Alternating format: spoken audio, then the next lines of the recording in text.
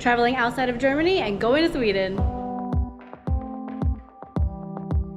It was my first time taking Eurowings, so I was a little nervous about the hand luggage carry-on situation, but it all worked out. Now I gotta figure out a way to get to the hotel with the train. There are a few options on how to do that, so I'm not sure which one's gonna work out. A few moments later. We ended up going with the Arlanda Express. Even though it's more expensive, it does come more often, so it makes it more convenient. One more transportation and then we're at the hotel. We made it, and our hotel is right across the street. 2 hours later, and we finally made it to the hotel. The room was nice, and the hotel even had a snack bar and a gym, which we did use a few times. My favorite part though was the breakfast. Now it's time to explore. The first place is Gamla Stan. Gamla Stan is way bigger than I thought.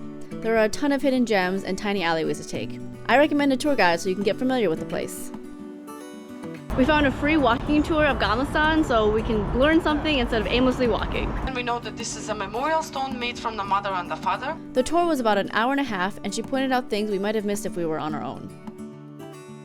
They say that they were drinking from the enemy's skull. So be careful what you do in the bars. Don't drink from your enemy's skull. And of course, food recommendations.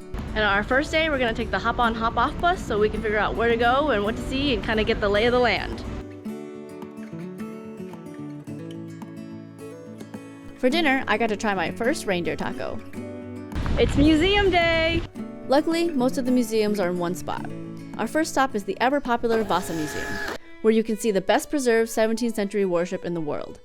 It is 98% original and decorated with hundreds of carved sculptures.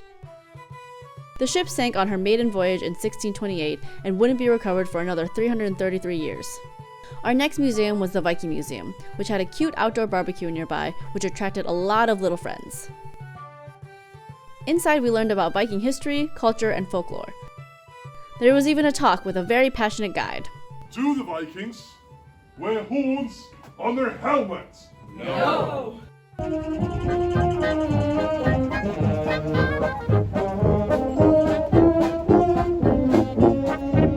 Stockholm has some cool art in their subways, and we're gonna check them out today.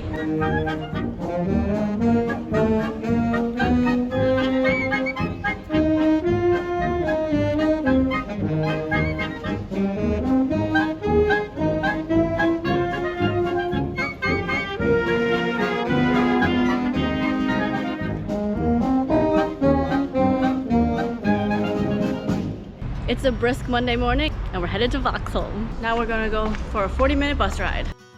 It's a much quieter, calmer town. I think it's because we're in off-season. We found a place that we could rent bikes. She recommended some cool spots, including a castle and even a lookout point. A few things I've noticed while being in Sweden is that a majority of people speak English. It is a very clean and bike-friendly place, although it can get pretty pricey.